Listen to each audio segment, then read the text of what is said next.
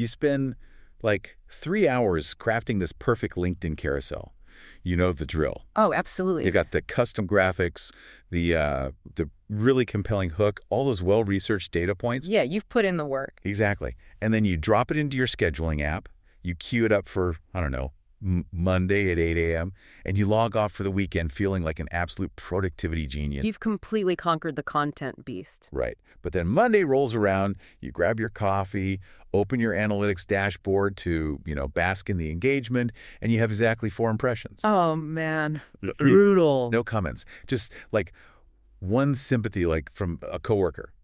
And immediately that paranoia just sets in right in the pit of your stomach. It always You does. start wondering, did the platform's algorithm somehow know I used a tool? Is my Yeah. social media scheduler secretly, strangling my reach? Yeah, are you being shadow banned just for trying to automate your workflow? Exactly. It's an incredibly visceral feeling of betrayal, really. It really is. I mean, you adopt the software specifically designed to help you scale your business, right? And the immediate feedback loop from the social platforms makes you feel like you've committed some sort of digital crime. Right, like you broke the rules. And this isn't just some fringe anxiety either. Mhm. In the marketing world, this whole debate over native posting versus third-party scheduling tools is, well, it's practically a religious war at this point. Which is exactly why we are finally settling it today. Welcome to the deep dive. We are throwing out all the anecdotal horror stories and those endless circular arguments about convenience versus quality. Yeah, those never get anyone anywhere. Exactly. Today, we're treating your social media distribution pipeline as a quantifiable technical architecture. We're getting into the literal code and the algorithmic signals. And our guiding document for this analysis is just a phenomenal, highly technical piece. It's from the Whoop Social blog, just published in April 2026. Oh, so good. It really is. It's written by their chief marketing officer, Frank Heidenreich. The title is Native Platform versus Scheduling Tools, How to Choose Without Losing Reach. And it is honestly an absolute masterclass in separating myth from mechanical reality. Because Frank isn't dealing in hypotheticals here. He's pulling from, over 14 years of deeply hands-on operational experience? Yeah, and he has scaled organic strategies for over 230 companies. Wow. Across 14 different countries. So we're looking at this massive cross-cultural, cross-industry data set. Okay, so we're going to dissect the mathematical realities of content scaling. Yeah. The literal API pipelines that, snap in half when you use a scheduler, and how to actually build a hybrid workflow that works. And, the stakes for understanding this really couldn't be higher. Definitely not. If you're a solo founder or a dedicated social media manager at an enterprise company, or just, a creator trying to build leverage, you are acutely aware that organic distribution is currently in a state of crisis. Right, the golden days are over. Long over. Securing free organic reach on these platforms requires an immense amount of strategic precision now. Because the days of those chronological feeds and guaranteed audience delivery are ancient history. So let's start with the most common scenario. Okay, let's do it. You make the transition from typing out your posts manually on your phone to suddenly having this centralized dashboard where you can schedule out a whole month of content in an afternoon. It feels like magic at first. Right. But almost instantly, your engagement per post drops. It feels so much like cause and effect. You install the scheduler, the numbers went down. So the tool is the scapegoat. It's basic human pattern recognition, honestly. But it leads to a fundamentally flawed conclusion. The Whoop Social Guide tackles this immediately by introducing the mathematical reality of what happens when you adopt automation. Break that math down for us. Sure. So the core issue isn't the software itself, right? It's the behavioral change the software induces in you, the marketer. When you introduce a scheduler, the friction of publishing drops to basically near zero. Yeah, it becomes too easy. Exactly. And when friction drops, your volume of output almost always skyrockets. You go from maybe finding the time to post natively 3 times a week to easily queuing up 10 or 15 posts across multiple platforms. Okay, wait, let's look at the raw numbers on that. If you were getting, say, 100 likes across 3 posts per week, that's roughly 33 likes per post. You feel pretty good about that. Right, solid numbers. But now you ramp up to 10 posts a week. Your total audience size hasn't changed. You haven't magically acquired thousands of new hyper-engaged followers overnight just because you bought a Hootsuite subscription. Exactly. You didn't buy an audience, you just bought a tool. So the attention of your existing audience is simply getting spread incredibly thin. It's kind of like It's like opening a bakery in a small neighborhood. Mm. You start out baking everything entirely by hand, offering just 3 types of specialty cookies. Okay, I like this analogy. Thanks. So your Lidl customers come in every morning, they buy those 3 flavors, and you sell out. It looks great on paper. Your engagement per cookie is through the roof. But then you invest in a massive automated commercial oven. You decide to leverage this new tech to bake 10 different types of cookies every single day. And your neighborhood hasn't grown at all. Right. Your total customer base is the exact same size. Now, they walk in and spread their appetite across way more options. They might even buy slightly more cookies overall because there's more variety. Sure, maybe they grab an extra one. But when you look at your spreadsheet for one specific cookie flavor, the daily sales for that specific item have dropped. They have to. Exactly. You look at that single row of data, you panic, you walk into the kitchen, and you blame the commercial oven for ruining your business. That captures the dynamic perfectly. Your total weekly engagement rate, your total sales in the bakery might remain completely flat or even increase slightly because you have more touch points. But we don't look at it that way, do we? We never do. Marketers don't usually track aggregate weekly engagement. They obsessively refresh the metrics on their most recent individual post. Guilty as charged. Right. They see the per post metric drop, they assume it's a penalty from the platform, and they completely miss the fact that they have simply diluted their own audience's attention through sheer volume. But let's look at the psychology of that for a second. If my total weekly engagement is staying the same, why does that drop in the per-post metric trigger such a violent panic attack in marketing teams? Because the sheer volume you are now producing introduces secondary, highly destructive variables into the feed. It's not just mathematical dilution, it's the degradation of the content itself. What do you mean by degradation? The source emphasizes this phenomenon called creative fatigue. When you are suddenly on the hook to fill 10 or 20 slots in a scheduling calendar, the pressure to just, feed the beast takes over. Oh, I see. You start cutting corners. You absolutely have to. You start batch creating. You use the exact same Canva templates over and over again. You recycle older ideas. You rely way too heavily on stock imagery. And the content inevitably feels less novel. Exactly. As a user scrolls their feed and sees your third post of the week using the exact same visual framing, they develop banner blindness. They scroll right past, and this leads to rapid audience saturation. So the quality inherently drops because you are designing for the software's capacity rather than like the audience's delight. And it compounds. Because you are posting with such high frequency, you trigger a technical issue known as cannibalization. Oh, cannibalization. Let me guess. It's like a movie studio releasing 2 massive $100 million summer blockbusters on the exact same Friday. Yes. They aren't just competing with rival studios. They're literally forcing their own loyal fan base to choose between their own movies. That is exactly the mechanism. If you schedule a post for 9 a.m. and then just because it's so easy you schedule another one for 1 p.m., you are self-sabotaging. Because they overlap. Right.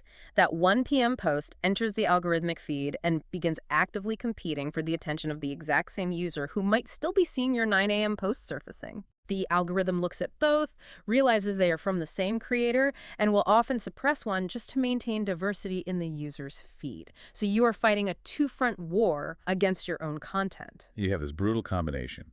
You have the mathematical dilution of attention, you have creative fatigue from batching, and algorithmic cannibalization. It's a perfect storm. And the scheduling tool is just sitting there innocently executing your commands while taking all the blame for a fundamentally flawed scaling strategy. And to really grasp why marketers are so quick to panic, we have to look at the baseline environment they're actually operating in. Yeah, set the scene for us. The Whoop Social Guide pulls some incredibly sobering data from 2024 training slides, which look back at authenticated analytics from 2022. This data really sets the stage for the entire debate. Let's hear the numbers. Just how hostile is the organic landscape? Well, the average Facebook organic reach per post is sitting at 8.6%. Wait. 8.6% of what exactly? Of your total follower. You're kidding. No. If you have a brand page with 1,000 people who explicitly clicked a button saying, I want to see content from this company, the algorithm is only going to deliver your post to roughly 86 of them. That is depressing. And what happens when those 86 people actually see it? The average organic engagement rate on those posts is a staggering 1.4%. So out of 1,000 followers, 86 see it, and maybe one or two people actually interact with it. That isn't just an uphill battle. That's scaling a cliff face with no ropes. Which is exactly why the paranoia is justified, even if the target of the paranoia is wrong. When your baseline engagement is 1.4%, you are fighting for microscopic scraps of human attention. Every decimal point matters. Right. When your engagement drops from 1.4% to 0.8% after you start using a scheduler, you aren't just losing a vanity metric, you are losing your lifeline. You literally cannot afford to bleed half a percentage point because that represents half of your total active audience. Okay, so we've established that the platforms don't have some specific line of code that says, if source equals third-party tool, destroy reach. The blanket penalty is a myth driven by the math of scaling. Yes, that part is a myth. But Frank Heidenreich's guide pivots here to something really crucial. While the platform isn't punishing the tool maliciously, the method of publishing native versus scheduled absolutely changes the technical outcome of the post.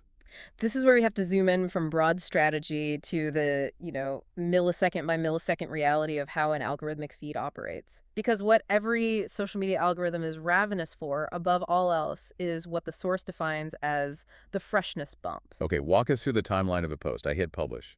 What actually happens in the first 60 seconds? The moment your content hits the server, the platform's AI assigns it to a tiny, highly curated seed audience. This is the critical window, usually the first few minutes to the first hour. So it's testing the waters. Exactly.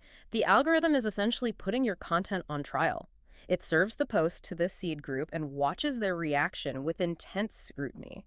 If that initial group engages quickly and meaningfully, the algorithm registers a strong positive signal. And then it pushes it out. Yes, it assumes the content is high value, and it immediately triggers a distribution bump, expanding the reach to a wider circle of users. So like a rapid-fire audition. If you bomb the audition, the post is dead on arrival. Dead in minutes. But the definition of meaningful engagement has shifted radically in recent years. We aren't just talking about a passive double tap or a quick like anymore. What are we talking about then? The source dives deep into this concept of micro-behaviors and high-intent signals. The AI is tracking variables you don't even realize you're generating. Like what? What is the algorithm actually measuring when I'm scrolling? On video, it's obsessively tracking watch time and completion rates. Did the user watch to the very last second? Or did they swipe away at frame 3? It's tracking screen taps to expand a caption. It's tracking saves to a private collection, which is a massive signal of high intent. It's tracking shares to the direct messaging inbox, which is currently like the holy grail of algorithmic distribution. It's monitoring the physical interaction of the thumb on the glass. Exactly. The Whoop social piece cites internal platform research explaining that modern algorithmic timelines are designed for lower quantity, higher quality outcomes. Explain that distinction. Lower quantity of what? Well, in the era of chronological feeds, the platform just turned on the fire hose. You saw 300 posts a day, and you just skimmed them all. Right, just a blur of content. Today, the algorithm intentionally serves you fewer total posts, but it curates them so aggressively that it expects you to spend significantly more time and take deeper actions on the ones you do see. It's demanding more from the user. It demands these high-friction, deep engagement signals to justify keeping a post alive in the feed. But hold on, let's look at this from the perspective of a really talented creative director. If I spend a week shooting this breathtaking, emotionally resonant mini documentary for my brand, and I write a profound, insightful caption, Right. shouldn't the AI, with all its billions of parameters, be able to recognize the sheer objective quality of that piece of media? Why does it need all these little micro behaviors to tell it my content is good? I mean, shouldn't great art just win? This is the most painful realization for anyone working in digital media. We desperately want the algorithm to be an art critic. We really do. We want it to appreciate nuance, tone, and emotional resonance. But the platform's AI does not understand human brilliance.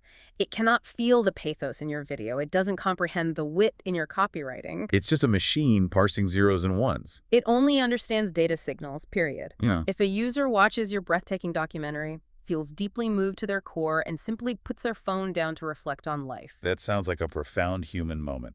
It is. But to the algorithm, that was a zero. The user didn't tap, they didn't comment, they didn't share. The interaction is logged as a failure. Wow. That is incredibly bleak. It really is. But it explains the absolute necessity of native platform features. Things like the poll sticker on an Instagram story, the interactive Q&A box, the specific text-to-speech voice on TikTok. Why are those so important? Because these aren't just fun, quirky add-ons. They are highly engineered tools designed specifically by the platforms to manufacture data signals. Wait, say that again? They manufacture signals. Yes. Think Hmm. about an Instagram poll sticker. It gives the user two massive, colorful buttons directly over the image. It lowers the friction of engagement to a simple, thoughtless tap. Right, so easy to just click one. Exactly. When a user taps that poll, the algorithm instantly receives a highly structured, undeniable data signal that says user interaction occurred. So a native feature is essentially just a trap for data. A data trap is the perfect way to conceptualize it. If you have a mediocre photo but you slap a poll sticker on it and 50 people absentmindedly tap it while standing in line for coffee. The algorithm sees 50 strong signals. Yes. It pushes the post wider, but if you have a masterpiece of photography with no interactive features and users just stare at it, the algorithm sees silence. It Well- kills the reach.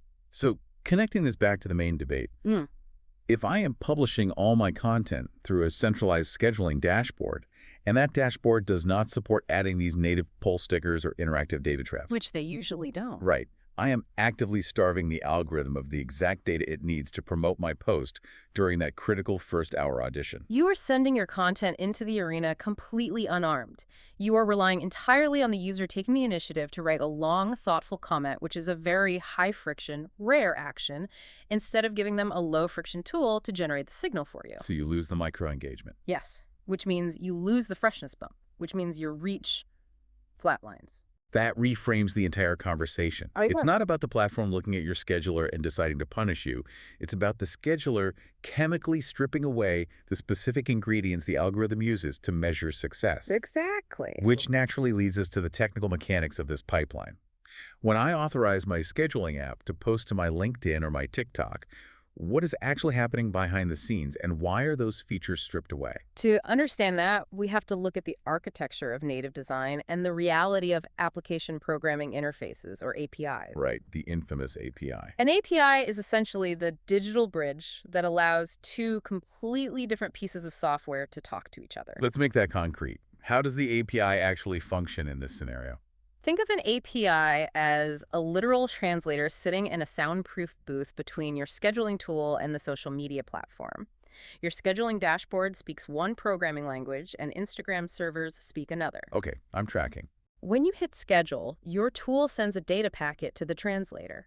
The translator reads it, formats it into a language Instagram understands, and passes it through a highly secure, heavily restricted gateway. Okay, so why does the translator drop the poll stickers and the trending audio? Why doesn't it just pass everything through?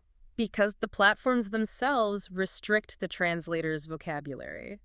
The Whoop Social Guide makes a profound point here.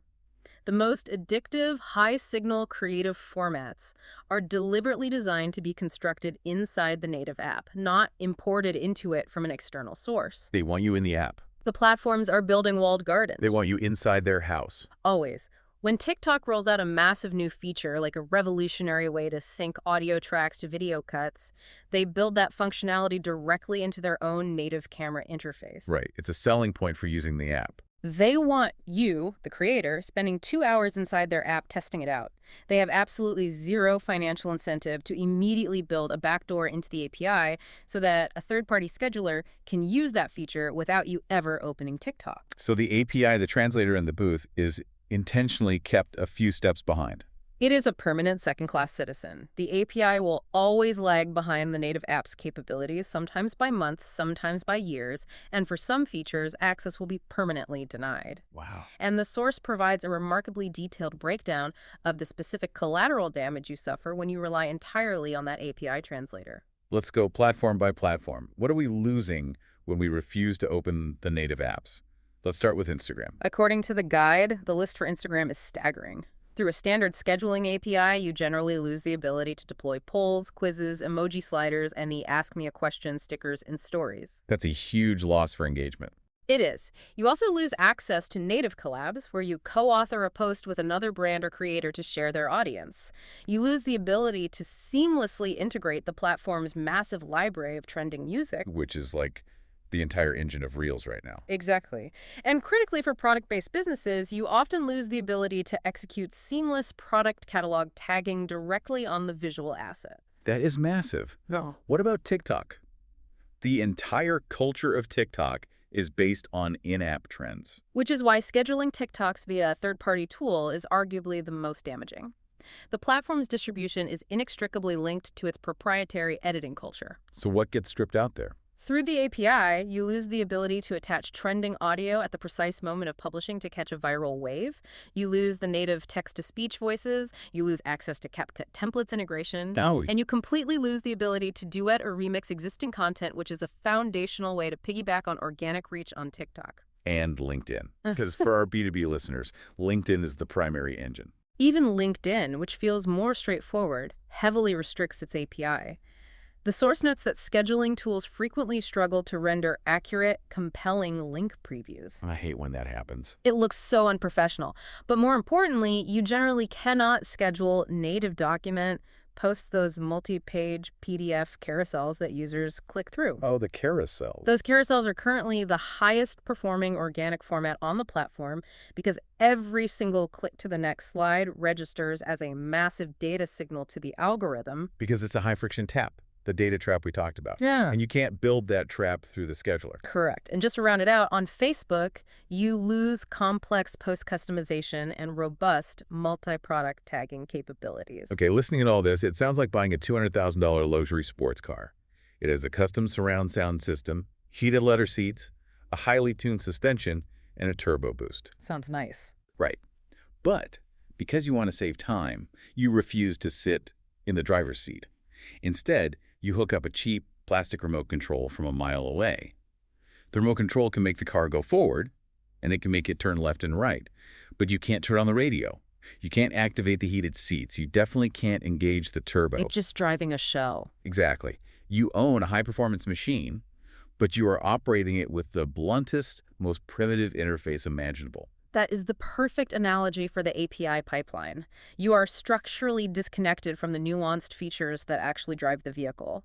And the downstream ripple effect of this disconnection is brutal on your actual performance data. Tell me more about that ripple effect. It's not just that you are missing a fun sticker, it's that the absence of that sticker fundamentally alters user behavior. Let's trace that cause and effect.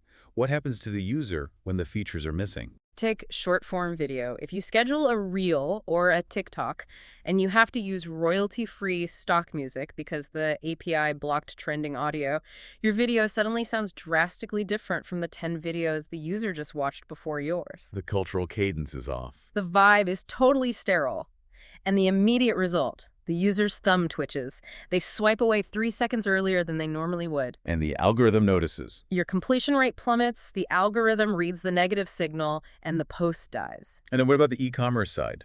The loss of product tagging we talked about. That is pure friction. Without native product tagging, you are forcing the user to navigate a labyrinth. They see a jacket they like in your post. They can't just tap it to buy. What do they have to do? They have to read the caption, navigate back to your main profile page, click the link in your bio, wait for a third-party landing page to load, and then search for the jacket. Oh, you'll lose 90% of buyers at step 2. Easily. You end up with drastically fewer profile visits and decimated conversion rates. The Whoop's social guide is explicit here. Even if your scheduled post miraculously achieves decent top-line reach, say 10,000 people see it, the signal quality of those 10,000 views is severely degraded. The quality of the view matters. Immensely. You will see fewer shares per view. You will see fewer saves per impression. Your engagement curve over that vital first 120 minutes will just be completely flat. And Frank Heidenreich backs this up with hard data, right? I recall there's a specific study from Hootsuite mentioned in the text. Yes, and the numbers are illuminating. Hootsuite, which is, itself a scheduling platform, making this data even more credible, they conducted a large-scale test analyzing Instagram engagement based on publication method. And they controlled the variables. They controlled for content type and audience size.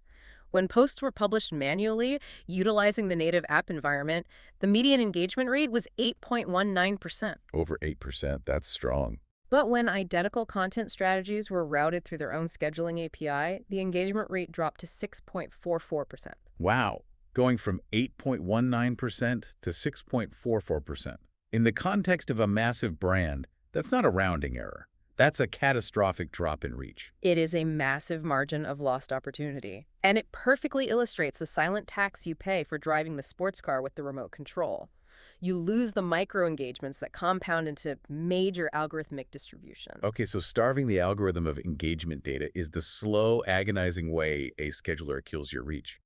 But as we dig deeper into the source material, Frank highlights a much faster, much more violent way these tools can sabotage your content. Yeah, this part is scary. And the terrifying part is, it happens completely invisibly. This is where we cross the line from marketing strategy into critical technical risk. We are talking about the hidden operational costs of relying on APIs. What kind of costs? The source argues that when marketers compare scheduling tools, they get distracted by glossy feature lists and totally ignore the most insidious problem in the entire ecosystem, which is silent failure modes. Silent failure modes. That sounds like an engineering term for a bridge collapsing without warning. What exactly is a silent error in the context of social media publishing? It's an error that occurs during the translation process in that API booth we talked about, but crucially, it does not trigger a warning system. The data packet successfully reaches the platform server, so the API registers a success, but the actual visual rendering of the post on the front end is completely mangled. Give me some concrete examples. What are the nightmares Frank has seen across those 230 companies? The list is anxiety-inducing. Let's start with text formatting. You write a long-form, highly structured caption. You use specific line breaks and spacing to make it readable and punchy. Right, nice and clean. But a silent error occurs during the API handshake regarding character encoding. The platform strips out every single line break. Your carefully crafted copy is published as one massive, unreadable wall of text. Oh, no one is reading that. Yeah. Instant scroll. Exactly. Or consider video thumbnails. You spend an hour designing a custom, high-converting graphic thumbnail for a massive product video. The scheduling tool sends it.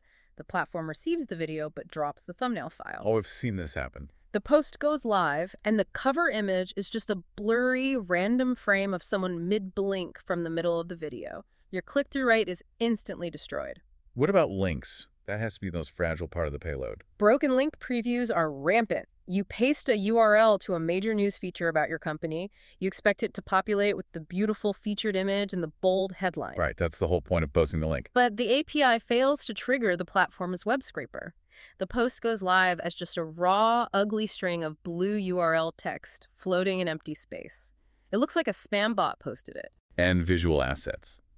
Does the API mess up the actual images? Aspect ratio crops are perhaps the most common silent failure.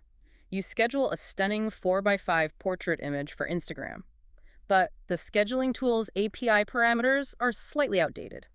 It forces the image into a 1x1 square crop without telling you. Oh no. It literally cuts the head off your model or crops out the entire product you are trying to highlight. Wait, if I'm looking at my dashboard and it's giving me a giant glowing green check mark that clearly says published successfully, why would they design it to tell me it worked if the post is mangled? That seems like a massive flaw in the software. It's not a flaw in the dashboard. It's a fundamental limitation of how APIs communicate. Frank Heidenreich calls this the front-end illusion. The front-end illusion. Right. When your dashboard shows you a green checkmark, the API is only confirming one very narrow technical fact. It is confirming that the platform server returned a 200 OK status code, meaning the data packet was received. So it just means the mail truck arrived at the loading dock. Exactly. It guarantees delivery. It does not guarantee that the mail was opened, assembled correctly, and displayed perfectly to the recipient. The API has absolutely zero visibility into the front-end user experience. It cannot see how the post renders on a teenager's iPhone screen in dark mode. And because there's no error message, you don't even know it's broken unless you manually pull out your phone and check every single post. Which completely defeats the purpose of the scheduling tool's promise of set it and forget it. And the consequences of these silent failures are devastating for a company's internal analytics. How does it impact the data? Let's use the time zone error scenario from the text, which is a classic, devastating silent failure. Imagine you represent a global brand. You have a massive product launch on a Tuesday. High stakes. Very. You've hyped it up. You schedule the launch post in your tool for 9 a.m. Eastern Time to catch the morning rush. But there is a silent time zone parsing glitch in the API. Maybe the tool is reading GMT and the platform is reading EST. The post actually goes live at 3 a.m. Eastern. Right in the middle of the night. While your entire target demographic is sound asleep, by the time they wake up and check their phones at 8 a.m., the post is already 5 hours old. So it completely missed the critical first-hour freshness bump. It's gone. The algorithm served it to a few insomniacs, saw terrible engagement, and buried the post permanently. You log into your dashboard at 10 a.m., see the post has 0 reach, and you panic. And the tragedy is, the marketing team is going to sit in a meeting and draw the completely wrong conclusion. That is the true cost of the silent error. The CMO looks at the failed launch and thinks, wow, the market clearly hates this new product. Or the social manager thinks, I guess carousel formats don't work for us anymore. They changed their entire strategic direction. Based on the assumption that the content failed, when in reality the delivery pipeline ruptured. A single time zone glitch can corrupt your internal analysis for months. You optimize the wrong variables because you trust the green checkmark. That is maddening. You are constantly course-correcting based on Sansom data. But the source material also dives into a darker side of these API connections. It's not just about mangled captions and time zone glitches, it's about the actual security and compliance risks of plugging third-party software into your brand's digital nervous system. Yes, and this is where corporate IT departments usually get involved. The Whoop social piece makes a sharp distinction between tools that use official API access and tools that rely on unofficial workarounds. What's the difference? When a scheduling platform pays for and utilizes official API access, you establish a clear, auditable trail of authorization. So it's sanctioned by the platform. Exactly. If something goes wrong, say a security token expires or a server crashes, it's a clean break.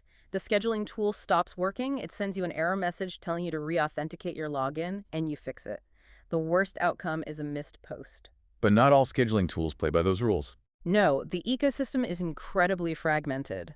Some platforms, particularly highly protective ones like Instagram a few years ago or TikTok in its early days, do not hand out full API publishing access easily. So how do the tools post then? Well, to remain competitive, some rogue scheduling tools utilize unofficial access methods.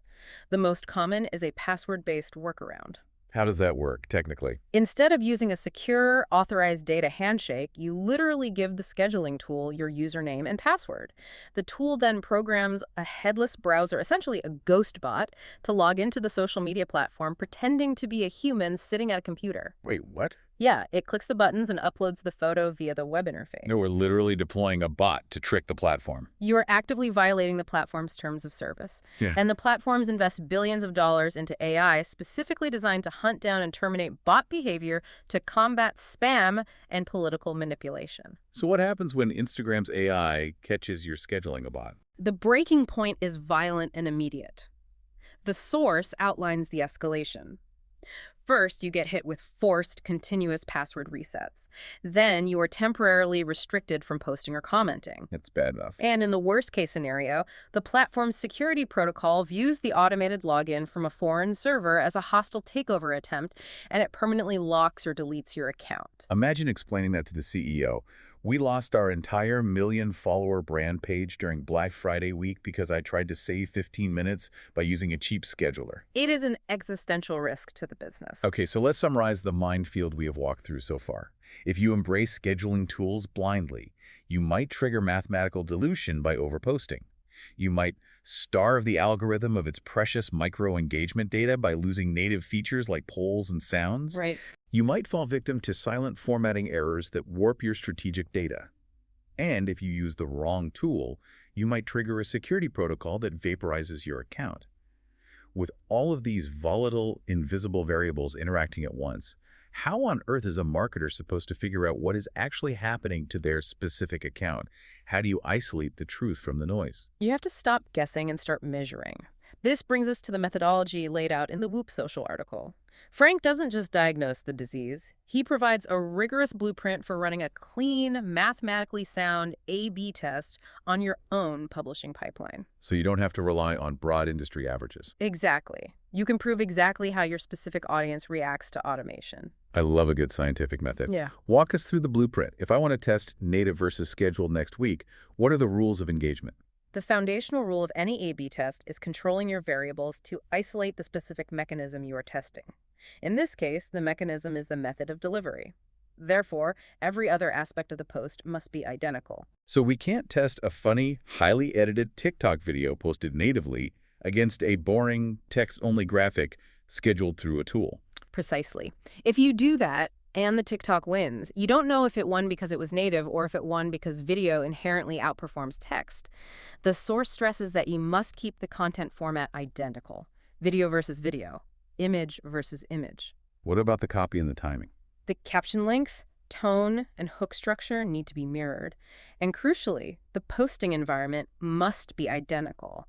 You must post at the exact same time of day. So a native post at 9 a.m. on a Tuesday compared to a scheduled post at 9 a.m. on a Wednesday. Exactly. And you must sustain this test over a significant period.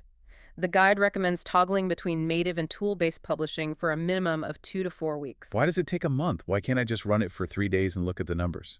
Because social media feeds are highly chaotic environments influenced by external factors, you need a 2 to 4 week window to eliminate day-of-week bias, the fact that Fridays behave differently than Mondays, and to smooth out the sheer randomness of algorithmic distribution. You need a statistically significant sample size. Exactly. Okay, so I run the test for a month. I have my pile of native data and my pile of scheduled data. Yeah. How do I analyze it without tricking myself? The source requires a massive shift in analytical perspective. You must aggressively ignore vanity metrics. Don't look at total likes. Total likes are a lagging indicator. You need to monitor the leading downstream metrics that dictate the algorithm's behavior. You want to map the velocity of your 30-minute, 2-hour, and 24-hour engagement curves. Looking for trends. Right. Are the scheduled posts flatlining in the first hour while the native posts spike? You need to look at high-intent signals, watch time percentage, and the raw number of saves and shares. Look at the depth of the interaction, not just the breadth. Precisely. And here is the most critical statistical advice from the entire piece. When you compare the two piles of data, you must compare the medians, not the averages. Let's break that down for the non-data scientists listening. Why is a median a safer bet than an average when looking at social media reach? Because organic social media data is not distributed on a neat, symmetrical bell curve. It is highly skewed by virality. Let's look at a mathematical example. Say you publish 10 scheduled posts over 2 weeks. They all perform predictably, getting roughly 500 views each. The average is 500. Nice and stable. Then you publish 10 native posts. 9 of them perform exactly the same, getting 500 views. But one of them, maybe because of a random cultural moment or a celebrity share, goes massively viral and hits 500,000 views. The dream scenario. It is, until you try to calculate the average. If you take the average of those 10 native posts, the math will tell you that your native posts average 50,000 views each. If you compare an average of 50,000 against your scheduled average of 500, you will conclude that native posting is a magical multiplier that increases your reach by 10,000%. But that's a lie. 9 out of 10 times, the native post performed exactly the same as the scheduled post. Exactly. That single massive anomaly heavily skews the mean. The virality might have been completely unrelated to the fact that it was posted natively. It was just a great piece of content. So the median fixes that. By using the median, which simply finds the exact middle number in your data set, you strip out the chaotic outliers. The median tells you what a normal, everyday post looks like under each condition. It grounds your strategy in reality, not fantasy. That is an incredibly powerful mental model for looking at analytics. But even if you use medians, the Whoop Social Guide warns that marketers constantly botch these tests by introducing external biases. They list 4 specific attribution errors that ruin the data. Let's walk through those traps. What is the first major error? The first is what Frank calls time shifting. This happens because the primary psychological benefit of a scheduler is convenience. A marketer buys a tool, logs in on Friday afternoon, and decides they don't want to think about social media over the weekend. Sounds reasonable. So they schedule all their posts to go out at 9 a.m. on Monday, Wednesday, and Friday, simply because it looks clean on the calendar. But maybe their audience is primarily young parents who are most active scrolling their phones at 10 p.m. after the kids are asleep. Exactly. By shifting the delivery time to match the marketer's convenience rather than the audience's behavior, the posts bomb. The engagement metrics plummet. The marketer looks at the data and falsely attributes the failure to the scheduling tool when the real error was posting to an empty room. They tested the wrong time, not the wrong tool. What is the second attribution error? Format shifting. This is perhaps the most insidious trap because it happens subconsciously. When a team adopts a bulk scheduling tool, they often fall in love with the sheer velocity of the workflow. They want to fill the calendar quickly. It's addicting. So, without realizing it, they begin shifting away from complex, high-effort formats like heavily edited, multi-clip video, and start leaning heavily into simple, boring formats that are easy to upload in bulk, like single graphic images or plain text. They let the constraints of the software dictate their creative strategy. Precisely. The overall quality of the content degrades rapidly. Naturally, the audience stops engaging with the boring content. Reach drops. But the marketing team refuses to admit their content got worse. They look at the timeline, see that the drop coincided with buying the software, and blame the API. Okay, the third error we touched on earlier, which is cannibalization. Yes, the self-inflicted wound. You decide to run a test. You do your native week, posting once a day. Then you do your scheduled week. But because the tool makes it so easy, you decide to pump out 5 posts a day to really test the system. Which ruins the feed. The algorithm forces your posts to compete against each other, the per-post engagement drops, and you declare the scheduler a failure. You completely violated the rule of controlling your variables, and the final attribution error. Seasonality. This is the error of completely ignoring the external macro environment and assuming your post exists in a vacuum. This reminds me of a scenario. Let's say you decide to run your grand A/B test during the week of a massive, unprecedented global news event, or even a major local holiday. And you look at the data, see that your scheduled posts got 0 reach, and you blame the software. Which makes no sense. That is like buying a brand new sports car, taking it to a city that is currently hosting a massive Thanksgiving Day parade, and trying to measure the car's top speed by driving it down Main Street. That is a phenomenal visual. You are sitting in the driver's seat, surrounded by giant inflatable balloons and marching bands, inching along at 2 miles an hour, looking at the speedometer and saying, wow, this car is an absolute piece of junk. It has no horsepower at all. But the environment is completely dictating the outcome. Of course, you can't go fast. Exactly. If you test your publishing method during a week when everyone is on vacation, or during an election week when the platform's algorithm is intentionally suppressing corporate content to prioritize breaking news, your reach will be terrible regardless of whether you posted natively or used an API. The environment nullifies the test. Okay, so let's zoom out. Let's say our diligent listener runs a clean 4-week median-based A/B test. They avoid the parade traffic, they don't format shift, and they control their posting times. What is the ultimate revelation they are going to arrive at?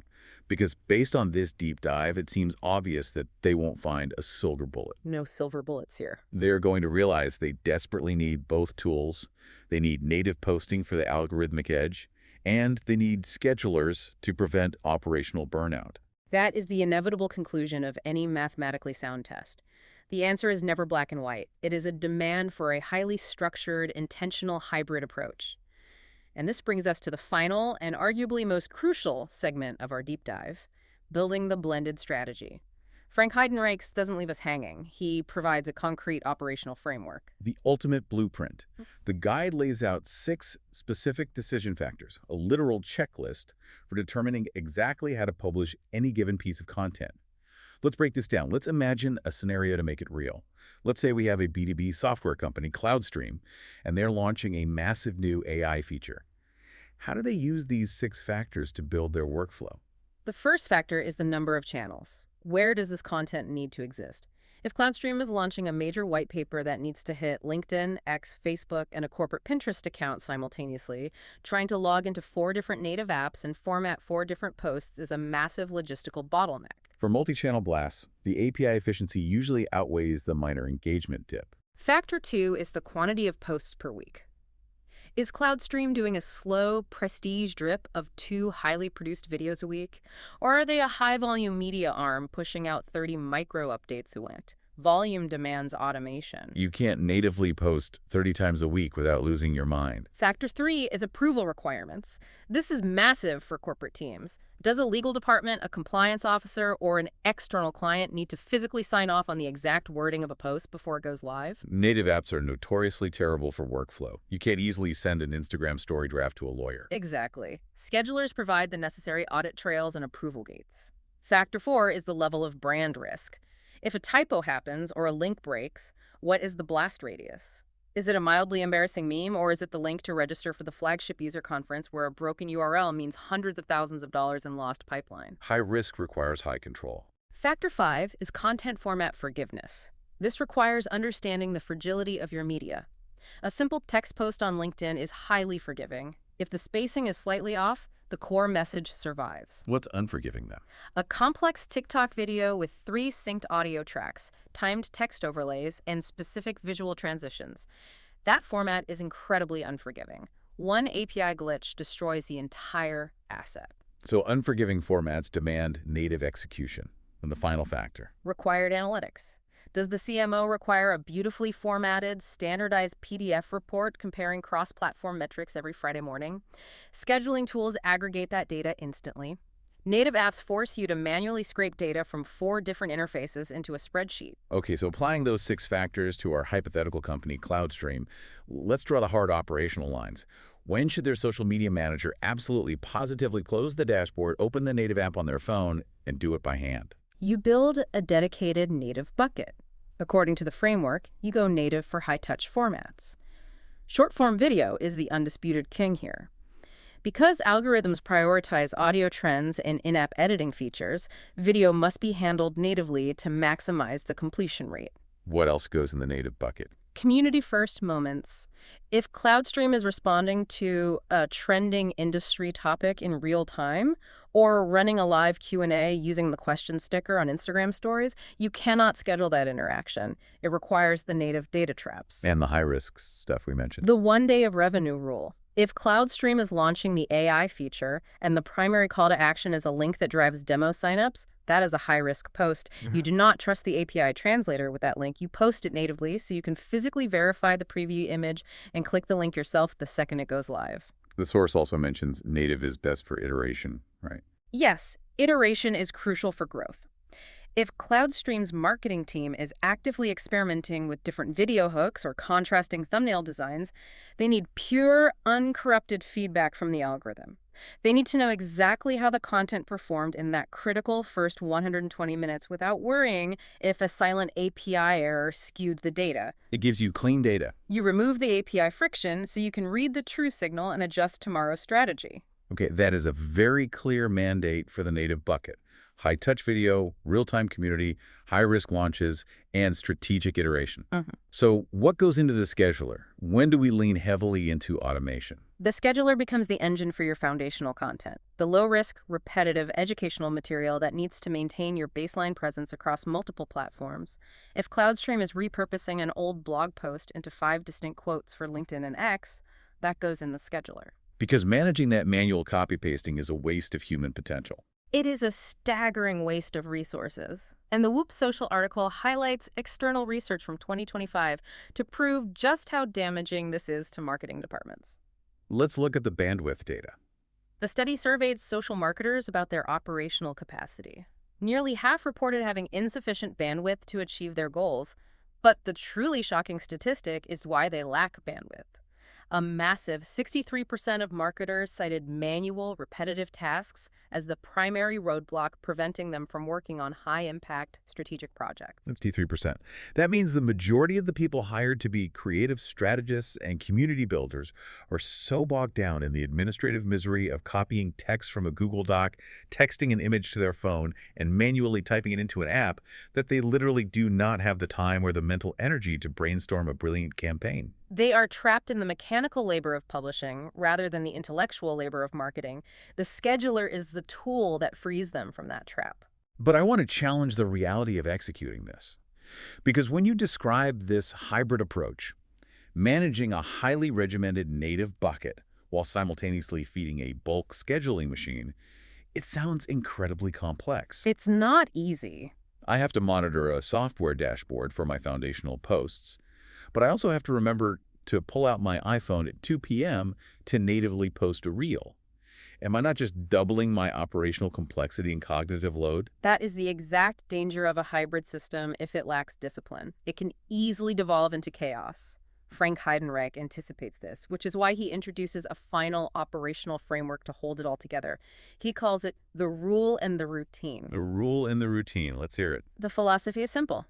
Systematize the administrative work to buy back your time, but apply strict operational discipline to ensure your quality never flips. Okay, let's look at the guardrails. What is the rule? The rule is a non-negotiable mandate for quality control. It dictates that even for your fully automated, scheduled foundational content, you must always perform a rapid manual preview on a mobile device the moment the post goes live. You trust the automation, but you verify the execution. Exactly. You are actively hunting for those silent errors. You pull up the app, you visually check the aspect ratio crop, you read the first 2 lines of the caption to ensure the formatting held, and you physically tap the link to ensure it resolves. Right, checking the vital signs. If the API mangled it, you catch it in minute 1, delete it, and fix it, rather than letting it sit broken for a week. That takes 30 seconds, but it saves your analytics. And what is the routine? The routine solves the cognitive load problem you mentioned. It's about aggressive calendar management. You do not leave your high-touch native posting to chance or whenever you have free time, because you will never have free time. You have to operationalize the creativity. You physically block out dedicated, protected time on your calendar, purely for native, community-driven execution. The social media manager at CloudStream might dictate, every Tuesday and Thursday from 10 a.m. to 11:30 a.m., I am untouchable. I am natively in the Instagram and TikTok apps, building complex stories, engaging with our top commenters, and deploying high-touch video. You are treating native social media engagement with the exact same reverence and scheduling priority as a high-level meeting with the executive board. Precisely. By automating the low-risk volume, you are intentionally reallocating your mental capacity away from data entry and pouring it entirely into delivering a high-quality customer experience during those dedicated native blocks. The hybrid system isn't about doing more work. It's about doing the right work at the right time in the right environment. That is a profound shift in how to design a modern marketer's workday. It moves them from being a data entry clerk to an actual community architect. Let's synthesize everything we've mapped out today, because we have journeyed a massive distance from simply looking at a low engagement number and blaming the Hootsuite dashboard. We have dissected the entire publishing ecosystem. We started by dismantling the myth of the blanket platform penalty. We realized that the initial drop in reach is usually just the raw math of dilution scaling from 3 posts to 10 without growing the audience, compounded by the creative fatigue of batch production and the self-sabotage of algorithmic cannibalization. But then we acknowledge the technical reality. The algorithms demand a freshness bump in the first hour, and they measure that bump using high-intent data signals generated by native features like polls, stickers, and trending audio. The data traps. And when we route our content through a third-party API, we act as a translator who intentionally drops those features. We strip our content of its interactive power, starving the algorithm and exposing ourselves to the silent horrors of mangled formatting and time zone glitches that corrupt our strategic data. Which necessitates the rigorous median-based A/B testing protocol, ensuring we don't fall for attribution errors like testing during a major cultural event. The Thanksgiving parade analogy holds strong, and it all culminates in that final hybrid workflow, applying the 6 factors to ruthlessly automate the repetitive, low-risk content, buying back the bandwidth to execute high-impact, feature-rich native strategies when the revenue is actually on the line. That is the complete architecture. The debate isn't about the convenience of software. It is about the strategic allocation of human capacity. It's brilliant. But before we sign off, there is one underlying thread in this entire discussion about APIs and native apps that we haven't explicitly named. You hinted earlier at the concept of the walled garden. The Whoop social source touches on the technical architecture, but if we extrapolate this to the broader digital economy, there is a fascinating, slightly Machiavellian reason why these platforms make it so incredibly difficult to use external tools. Let's leave the listener with something to really chew on. It's the elephant in the room regarding the entire tech industry. We've discussed the stated reasons for API limitations. Platforms want to protect the user experience from spam, they want to enforce security protocols, and they want to control the rollout of new features. All of those technical justifications are true and valid. But there's a deeper economic incentive. A massive one. Think about the fundamental business model of every single social media platform. They do not sell software. They sell human attention to advertisers. Right. Ad inventory is their only product. Now think about who the most active, high-frequency users of these platforms actually are. It's not the casual consumer scrolling for 5 minutes before bed. It is the creators, the social media managers, the small business owners, the people building the content. The marketers are the super users. Exactly. If a platform allows a third-party scheduling tool to have perfect, seamless, 100% feature parity API access, what happens? The social media manager buys that tool, logs into a centralized dashboard on a Monday, schedules out 100 posts for the month, and then closes the tab. They never actually open the Instagram app. They never open TikTok. And if they never open the native app, they never see the ads. They are invisible to the platform's monetization engine. So while the API limitations are certainly technical hurdles, we have to consider that they are also a form of highly intentional behavioral engineering. They want you trapped. The platforms deliberately withhold the most powerful, addictive tools, the trending audio, the interactive stickers, the advanced analytics, specifically to force the super users to physically open the app and spend hours a week inside the walled garden. Wow. So they are artificially degrading the API to keep the creators captive as ad inventory. They need you in the app to monetize your workflow. It is an ecosystem designed to extract attention from the very people trying to build attention. That is a phenomenal and slightly chilling reframing of the tools we use every single day. It completely changes how you view a missing feature. It's not a bug, it's a toll booth. That gives you, the listener, a tremendous amount to consider as you sit down to plan your content strategy this week. Our challenge to you, don't just accept the green check mark at face value. Look at your own data. Run your own clean, median-based A/B test. Map out your native bucket and your scheduled bucket. Take control of your distribution architecture. Thank you so much for joining us on this deep dive, and until next time, keep exploring.